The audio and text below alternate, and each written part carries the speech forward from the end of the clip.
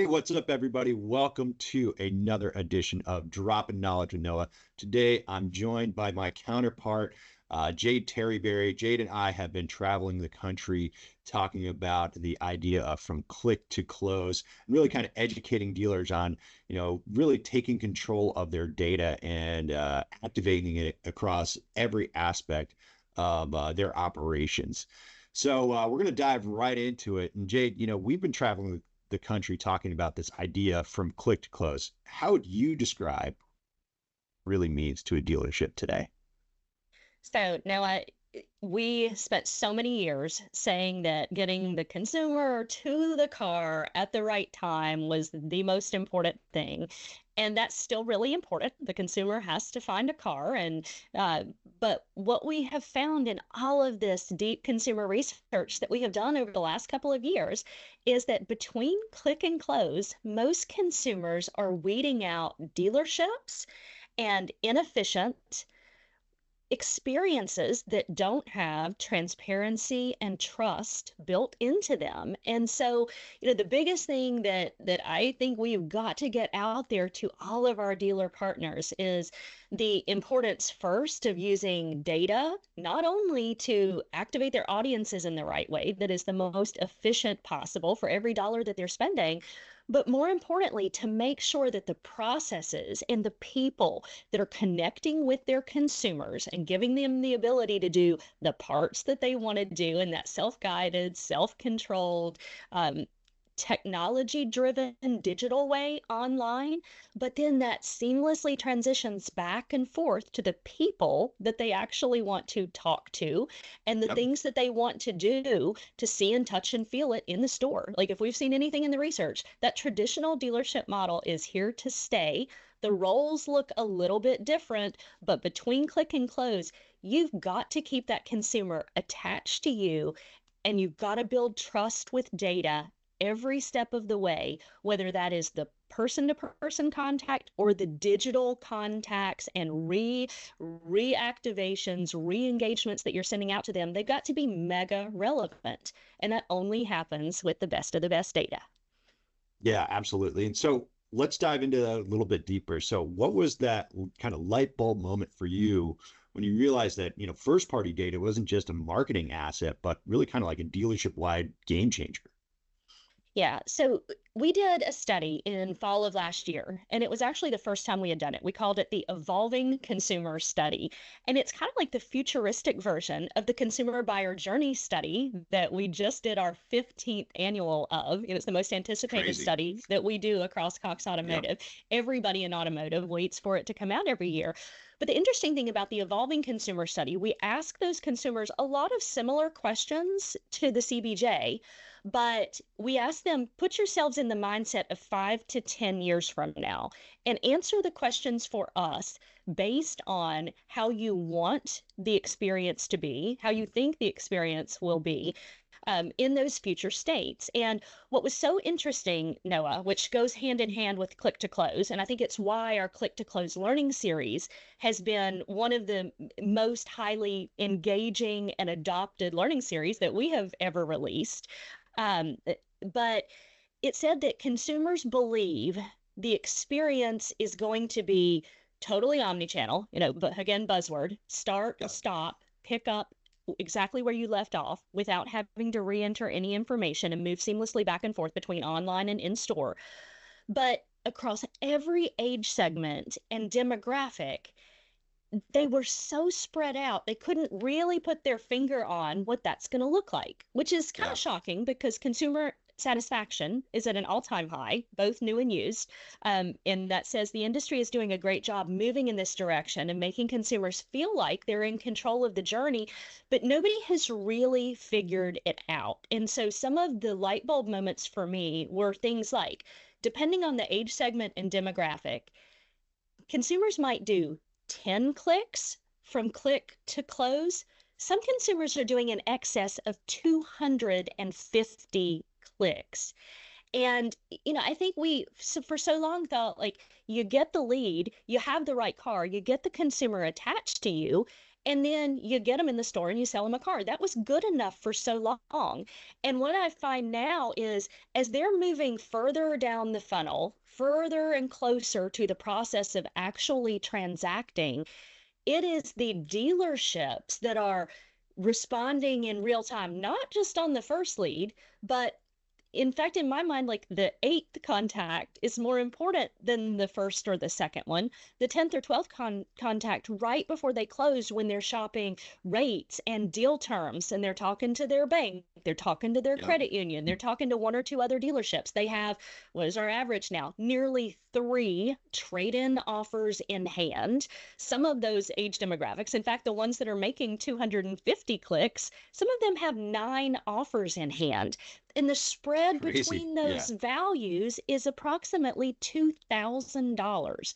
And so, when you think about how hard we're working, spending all these dollars to get that click, that connection on the front end, but if you are not spending as much time and process and system of accountability and tracking on every one of those connections to make sure that every person you have that's interacting with the consumer, when they say, hey, I just talked to XXX down the street and they offer me $1,700 more for my trade. What are you going to do about it? If you're that person talking to them either by chat or text or email or on the phone or standing out on your lot, does not know exactly how to validate that with data, actual data that the consumer can see that is relevant and believable and trustworthy to the consumer, you have just wasted those previous 9 or 249 clicks, because when you lose them, they're lost and they're weeding out your dealership, even if you have 12 other of the perfect car. And so I think that is the light bulb moment for me is every contact matters, which is also, again, why tracking and reporting is so important. And it only happens with the Hmm. right identity resolution technology to be able to see that full consumer journey and then optimize against it and to figure out where you have opportunities to optimize your processes within your organization. I love how you actually brought up the idea of demographics too. And I think it's something that we don't pay enough attention to because I think for a long time in the industry, we were all thinking, okay, it's, baby boomers. They're the ones who are buying the most cars. But from one of our Cox Auto studies, we actually found it's really like millennials and Gen X. They're in the middle of that bell curve, Yeah. purchasing the majority of vehicles. And they're more informed than ever about the car buying process. They're doing tons of research online. They're doing a lot of that process in advance. Like you said, they've got, between 3 and 9 offers for their trade-in. They know a ton about, what vehicle they want, where their payment should be, et cetera, et cetera. It's really on the dealership side of things that to take advantage of the data that they can collect on those shoppers so they have a better understanding of where that shopper is and they can better personalize that experience for them. I think the other thing that you were saying too was, everybody shops for a vehicle differently, right? So there are going to be those very avant-garde, well, I guess like thinking people who want to do everything online. But what we found is it's still a pretty small percentage of the folks actually buying a Yeah. car, but we are seeing a lot of people doing more of that process digitally and then coming into the store. So Yeah. using data gives you a good understanding of who that shopper is, what steps they've taken, what kind of offers they have. So when you do get them into the store, they're not having to re-enter information, right? They're not having to re-provide information on what vehicle they want or what their payment might be or what their credit profile might be. You've got a better understanding of it. So when they do come in, you're able to speed up that process and provide them with a personalized experience. Yeah. And that makes it so they want to come back and buy their next vehicle from you. And I think that's one thing that you and I have been really kind of harping on is, hey, you know, sell that first car, but make sure you're thinking about selling that next car. And it was actually really interesting. I just read this quote from Bill Walton, the guy who started Yeah. Walmart, and Yeah. he was like, the customer can fire your entire staff at any time, and they don't have to tell you. They can just disappear. And it's all about those impressions that you make with that customer, all those touch points. So if you have a Yeah. better understanding of who that shopper is, the more likely they're going to come back and service their vehicle with you or Yeah. come back and buy the next vehicle. Yeah. All right, so Sounds good. Jade, one of the hot button issues right now in this space is AI, right? We're seeing more usage of chat GPT, automation, all these great tools that can kind of digest huge volumes of data and kind of provide a better experience for shoppers. But we have seen some blowback where maybe that chat bot is providing incorrect information or is coming off as a little bit too robotic. What do you see in this space as far as dealerships who are using AI successfully and providing a better experience for their shoppers? Yeah, I love it. And of course, AI is everywhere in our personal lives and our business lives now. But as with everything automotive, the first big takeaway is there is no one size fits all solution for every group, every rooftop. Just so many variables that exist within our organization, within our industry. There's a different kind of hair on every deal. And same thing, every consumer segment has a little bit of a different level of comfort or trust or excitement. Like, again, one of the things we saw in that study is, you take the majority of purchasing audiences right now, and they believe and trust more in AI driven finance terms, deal pricing terms, price validation of not only their trade, but the car they're getting ready to buy. And so, I think when you keep that in mind, that it's not one size fits all, it's okay to put the toe in the water and tiptoe into these things. But the biggest thing to remember with AI is it's only as good as the data that sits behind it. AI is driven from data that then creates models that then learns and builds on what it knows and what it learns over time. And so, I think like what we have done at Cox, and I think it seems really basic, but I think it's also the framework in which dealers should start thinking about how they use it. We're saying, okay, we have all of this data. It's our superpower more than anyone else. But then what are we going to use AI for? And it's a combination of number one, you have insights. Are you using AI and technology to tell you and give you insights out of all of this data that you have laying around? Second, are recommendations. So is it taking those insights and telling you, what do I do about it? Next are predictions, which are what's going to happen next based on everything we know, because it can take in so many things more than what a human or a BI tool that just has a static formula built into it. How does seasonality play in? How does the consumer segment play in? And that's why our advertising is so much more efficient dollar for dollar than anybody else's, because it has all of that robust data behind it. It takes all of the data and everything we know that the shopper has done across Auto Trader and Kelley Blue Book and all of the places where we syndicate My Wallet and all of the places where we syndicate Instant Cash Offer and all of the nearly 10,000 dealer.com websites where we see what the consumer has done. But that's how it's able to give these really robust predictions in tools like Envision that all of our listings and website clients have access to. But then that next piece, you mentioned automation, the last one. So insights, recommendations, predictions, and automation. And automation is like, just do it for me. And Yep. some consumers are ready for that. Some dealers are ready for that. Many, in fact, the vast majority are not yet. They still want to just give me the insights from it, give me some recommendations, tell me what is or what might happen next. What are those scenarios? What vehicles should I be considering? We also saw in some of those studies that vehicle purchases are becoming more lifestyle driven than ever before, which is why consumers in every segment are willing to spend more in most cases for the vehicle than they ever have before, because it's an extension of their lifestyle. They're not shopping a year, make, model, trim, color. They're shopping third row to take my kids camping and to hockey practice. I need Yep. to have a tow hitch on the back to pull our boat on the weekend. And then they're expecting our search tools. And you're getting ready to see some incredible stuff across Auto Trader Reimagined, totally new search across Auto Trader. And then DDC is the fast follower behind it. So many cool things coming.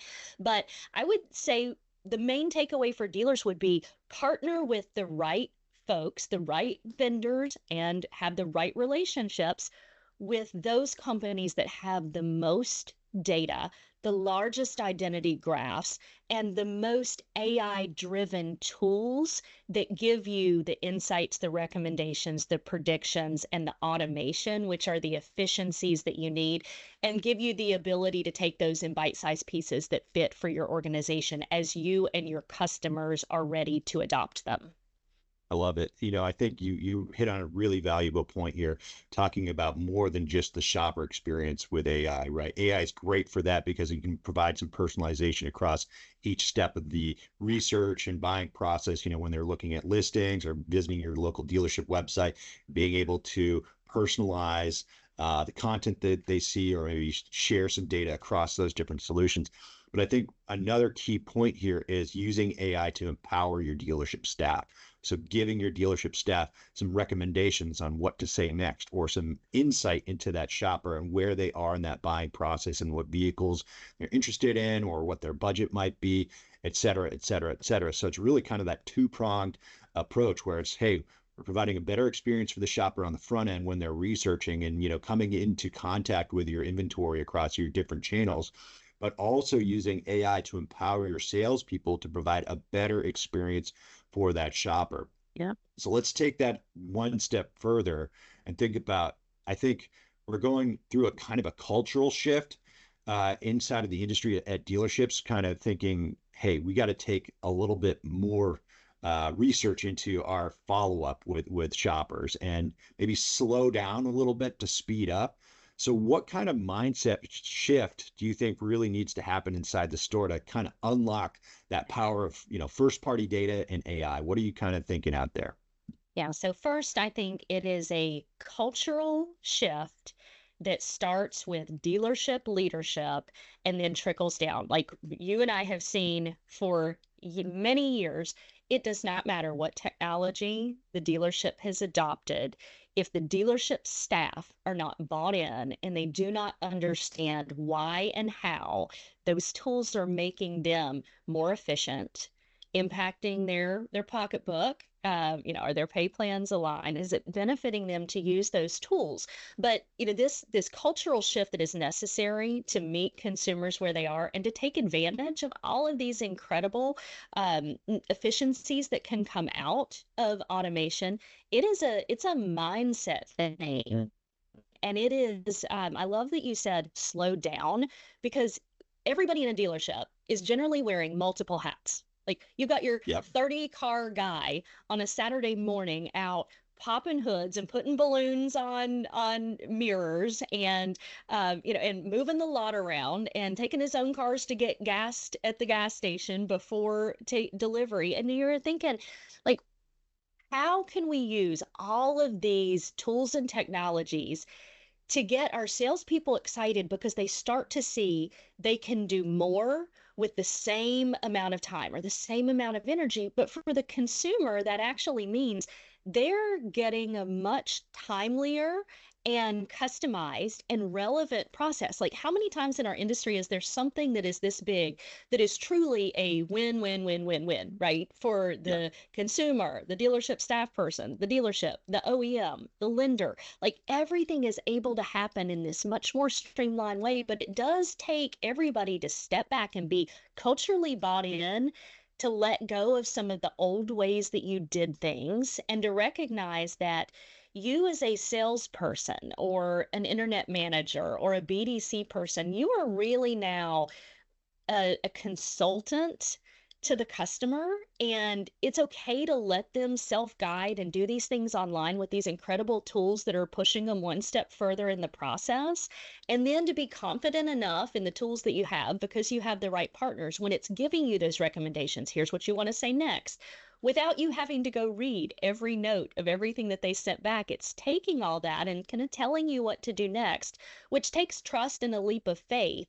But it's created some concern in dealerships because dealership staff are like, am I going to have a job 6 months from now? They Yeah. are, but you, as a dealership leader, have to make sure that you're telling the story and helping paint the picture and vision casting for them as to what their role needs to be today and what it's going to be in the future and why they're so important. And even like getting a finance manager bought in that, all of the data now says again and again and again, these deals are more profitable when you let the consumer self-educate and self-guide, now it doesn't necessarily change what happens when they're right there at the store and in the box, but when they've had an opportunity to do these things on their own and they see AI presenting menus based on where they drive, how many miles, the weather conditions, if there's salt on the road or sea spray Yep. coming from the ocean, when they're seeing that coming from a tool online, it makes that finance manager's job a heck of a lot Oh easier yeah. to close that extended service contract or that road hazard or maintenance contract when they actually get there and are finalizing the deal. And so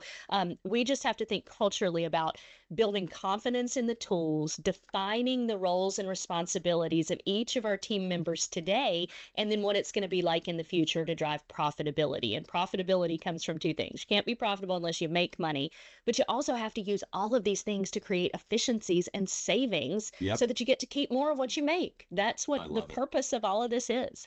I love it.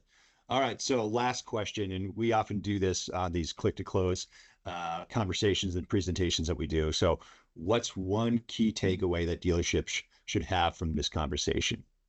So I will say it again and again. Know your blind spots and track and measure everything because technology now allows that. It allows it in your follow up processes. It allows it in your defection rates. It allows it in your advertising spend, tracking and management and optimization. But we still have so many pieces of our industry that are tied up on the old ways of measurement and tracking, and their blind spots are huge because it is scary to move into the future and to trust some of the data. But that would be my number one takeaway. Start taking baby steps to adopt all of these automation and insights, data driven pieces that are right at your fingertips. Don't be afraid, take the leap, and let data tell you what you need to do next. I love it. Well, thanks again, Jade. Really appreciate you taking the time out of your day. I'm always like blown away. I just get new insights every time that we talk. So thank you very much. I hope you have a great weekend, and everybody stay tuned. We'll have some more dropping knowledge with Noah coming up next week. Thanks, Noah. All right.